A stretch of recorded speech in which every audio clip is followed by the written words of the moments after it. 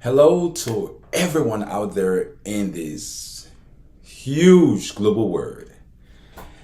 It is amazing that we can all gather again today, sit before our computer, whatever time it is, morning, night, or afternoon. You know where you are and you tune in, and I want to say thank you for tuning in to Just For You. I'm your man, Sonny Wayne Fella. And I just want to, wish you all the best that today brings. Well, there is something that I want us to listen to or even talk about a little bit. We have people among people, right?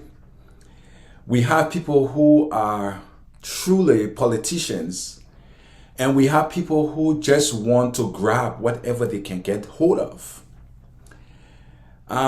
Today, I'm not going to talk a lot. Somebody else is going to do the talking today. So he is a person that I respect. I have not met him. I've heard about him. I've read about him. And I really have become so glued to this individual because of his demeanor, his attitude is so, I'm not going to use the word perfect because no man is infallible, no man is perfect. But with all that is going on in Liberia, all that is going on, the cheating that is going on, the situation we find police going on the street and arresting people and taking them in the police pickup truck and taking them to the headquarters and all of those things that are going on. He's not part of it. His group aren't part of it. They came on air and they talk about the dissatisfaction. Now it is his time to speak. And I want you to listen to him. Listen to how calm, how collected he is. He's not anxious. He's very, very professional. Liberia have missed such a good, well-bred leader once again. But I hope that in the near future, people will begin to reconsider what they did wrong. I was listening to some of them saying, Papa, we sorry. They were talking about Joseph Boyka, that they were sorry for choosing George Weah. But these two, one of them will still be leading Liberia, or I would say ruling Liberia. But the person that I'm talking about today, he's an outstanding gentleman. He's a distinguished, honorable man. And I want you to just relax. If you want to grab a coffee or grab something to drink, lift your feet up, lay back and just enjoy what this man have to tell or say to Liberians. So subscribers, I want to say thank you for returning, your consistency. Those who have not subscribed, I want to say kindly subscribe. Kindly hit the notification bell so that you'll be notified each time a video comes up. Also share, and like. I would really appreciate it. But without me going any further, here is this distinguished, honorable gentleman.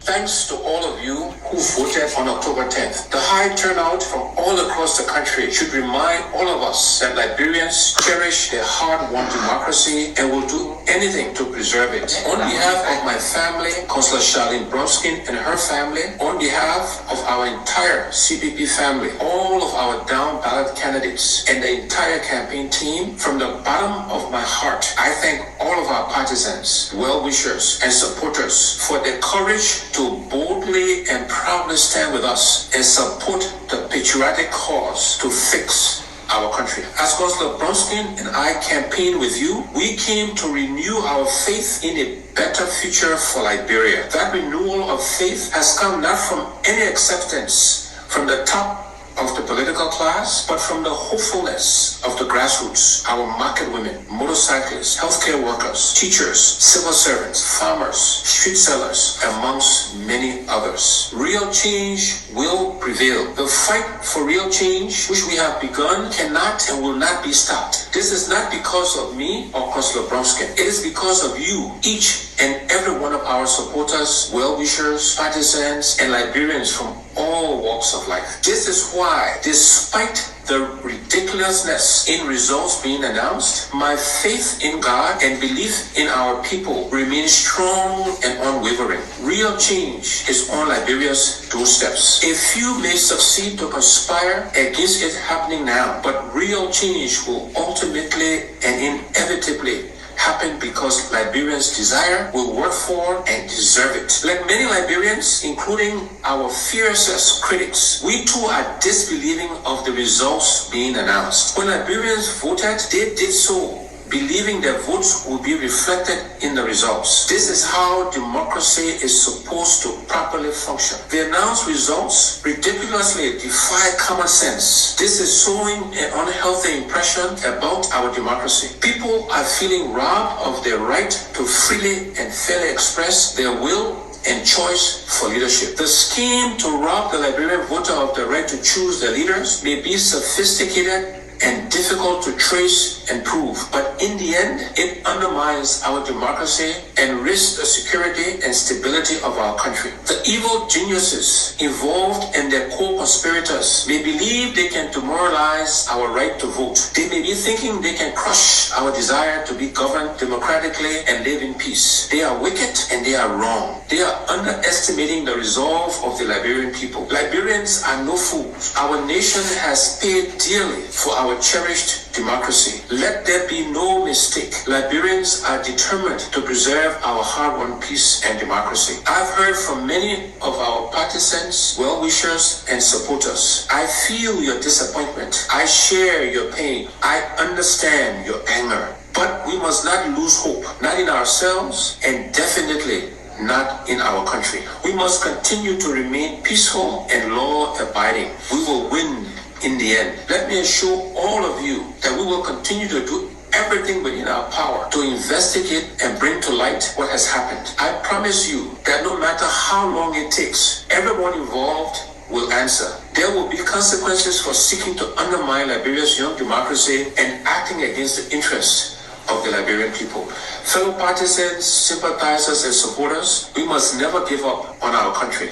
Because of what we have dared to do, because of the spark for real change which we have started together, business will never be as usual in Liberia. This country will be fixed now or later. Liberians deserve better. This is a fact that cannot be denied in any ridiculous election result. The Liberian people want change. I have seen it, I've heard it, and I continue to feel it. And I believe that one day soon, real change will come. It may be delayed, but our just cause for real change is not and will not be lost. Finally, as I have consistently said and advocated for, I strongly encourage and urge all Liberians to remain peaceful. I particularly call on our supporters, partisans, well-wishers, and sympathizers to stand tall and walk proudly. Let us all always put Liberia first. May God bless you and may He continue to bless our nation. I thank you.